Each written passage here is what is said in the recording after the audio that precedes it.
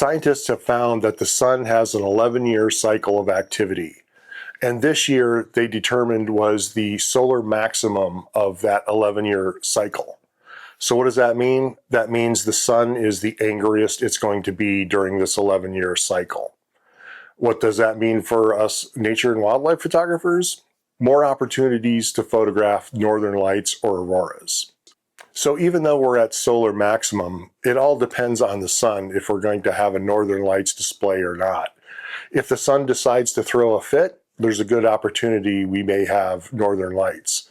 If the sun is calm and quiet, then it's just business as usual. So the question becomes, how do I know if the northern lights are a possibility? Well, there's an app that I use that not only saves me a ton of time, but also money, and it's called Aurora Alerts. And what that Aurora Alerts app does is let me know if there's a possibility that the northern lights will be visible where I live. So without getting too technical, there's really a couple things that you need to pay attention to see if there's going to be a display in your area. The first is what's called the KP index. And that's the one that you see mostly reported on the news. Oh, the KP index is 6, the KP index is 7. Here in Iowa, you can see the northern lights with a KP index as low as 4, but usually around 7 or higher, there's a better chance of seeing the northern lights.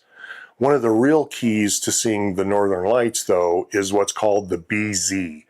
And think of the BZ as a rubber band circling the Earth. And when that BZ goes negative, it pushes that rubber band down more towards the equator. So if we have a high negative BZ number, the chances are that that electromagnetic field that's being disturbed is getting pushed further down towards Iowa. If the BZ is positive, then the chances of seeing the northern lights are kind of slim. So not only does the app give me the KP index as well as the BZ level, but it also gives me a 27-day forecast broken down into 3-hour intervals to let me know what the opportunities may be for the northern lights. So I can see several days in advance if it looks like we have a possibility for the northern lights.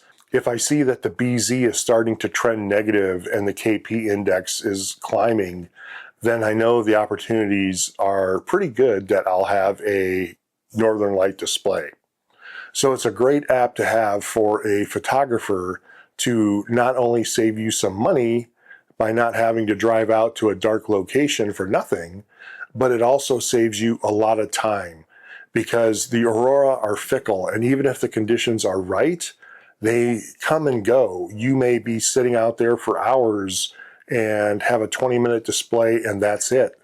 The app kind of tunes me into what's going on. And I know when it's 3 o'clock in the morning, should I stick it out a little bit longer or should I call it a night?